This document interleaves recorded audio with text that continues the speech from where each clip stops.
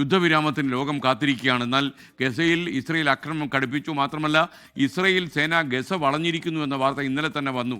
Gaza ഒഴിയാൻ ജനങ്ങൾക്ക് ഇസ്രയേലിൻ്റെ അന്ത്യശാസനം ലഭിച്ചുവെന്ന വാർത്ത വരുമ്പോൾ കൂടുതൽ വിവരങ്ങളുമായി സെൻട്രൽ ന്യൂസ് ഡെസ്കിൽ നിന്ന് വി ദിലീപ് കുമാർ തത്സമയം ചേരുന്നു. Dilip, good morning.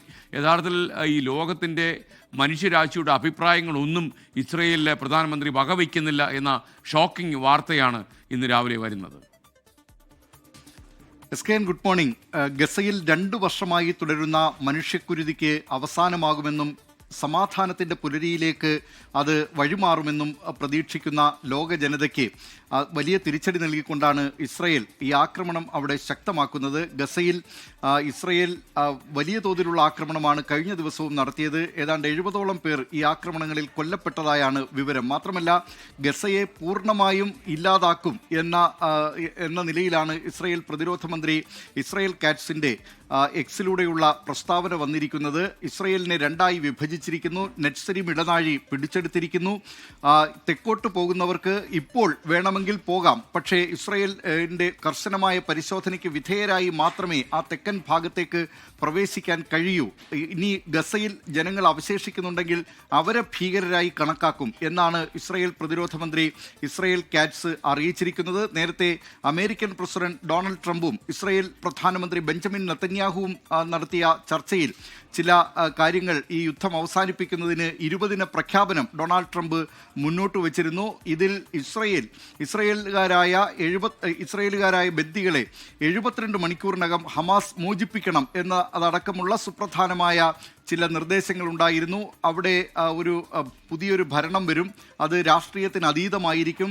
ബ്രിട്ടീഷ് മുൻ പ്രധാനമന്ത്രി ടോണി ബ്ലെയർ നേതൃത്വം നൽകുന്നതായിരിക്കും ഈ ഭരണ സംവിധാനമെന്നൊക്കെ അദ്ദേഹം പറഞ്ഞിരുന്നതാണ്.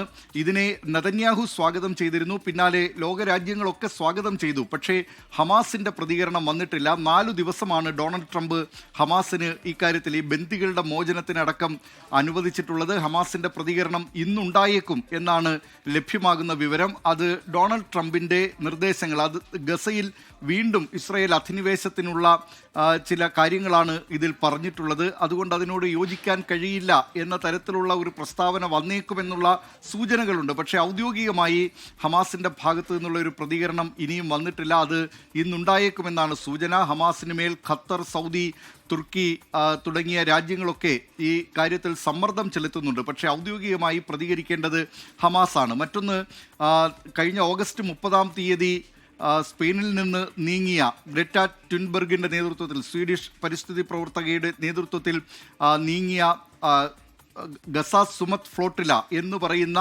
ചെറു വള്ളങ്ങളുടെയും ബോട്ടുകളുടെയും ഒക്കെ ഒരു വ്യൂഹം, അത് ഗസയിലേക്ക് അവിടെയുള്ള ജനങ്ങൾക്ക് വേണ്ട സഹായവുമായി എത്തിയതായിരുന്നു. അവശ്യ സാധനങ്ങളടക്കം അതിൽ നിറച്ചുകൊണ്ട് നീങ്ങിയതായിരുന്നു. പായ്ക്കപ്പലുകളും ചെറിയ ബോട്ടുകളുമൊക്കെയാണ് ഈ ജലയാന വ്യൂഹത്തിൽ ഉണ്ടായിരുന്നത്. അതിനെ ഇസ്രയേൽ ഇപ്പോൾ തടഞ്ഞിരിക്കുകയാണ്. ഗ്രെറ്റ ട്യുൻബെർഗ് അടക്കമുള്ളവരെ അവിടെ നിന്ന് 44 ചെറു ബോട്ടുകൾ ഇതിലുണ്ടായിരുന്നു. അവരെയൊക്കെ ഇപ്പോൾ ഇസ്രയേൽ അവരുടെ ഈ ഒരു തുറമുഖത്തേക്ക് മാറ്റിയിരിക്കുകയാണ്. ഇതിനെതിരായി ലോകവ്യാപകമായി പ്രക്ഷോഭവും വളരെ ശക്തമായി ഉയരുന്നുണ്ട്. കൊളംബിയൻ പ്രസിഡന്റ് അവിടെ അവശേഷിക്കുന്ന ഇസ്രയേൽ പ്രതിനിധികളെ ആ രാജ്യത്ത് നിന്ന് പുറത്താക്കുകയും ചെയ്തിട്ടുണ്ട് ഈ നടപടിയിൽ പ്രതിഷേധിച്ച്. SKN.